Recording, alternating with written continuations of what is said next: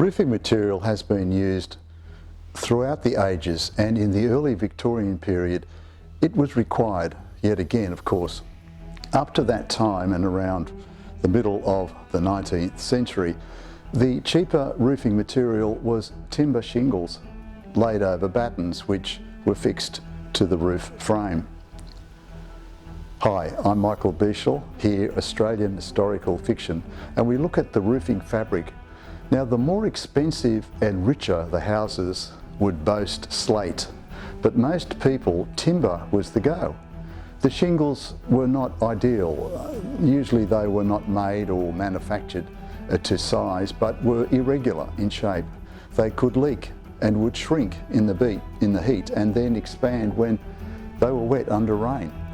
Now, because of the innovations from the Industrial Revolution in England, a new treatment was used to treat the steel sheeting, which was prone to rust normally. The system was called galvanising, and basically thin sheets of corrugated puddled steel were protected by a skin of non-rusting zinc. This process made the final sheet more durable than before, and because it was made in great quantities, it became cheaper. It was easy to work, and soon vast quantities of this corrugated galvanised sheet was arriving in the colonies of New South Wales and Victoria and Queensland. And it just took a number of years for most of the colonies' roofs to be covered in this sheeting. It was indeed a great innovation.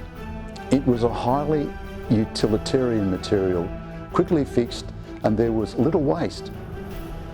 Now, sometimes, in order to provide heat insulation, the sheeting would be coated on the inside with a lime plaster. However, the hipped roofs with this new material were completely contained and sealed, and in the heat of the Australian summer, the rooms underneath the roof became very hot. Again, smart ideas prevailed, and the gable ends of roofs were kept open so that the air could flow out, and at least the ambient temperature in the roof space would be similar to that of the outside air and no hotter.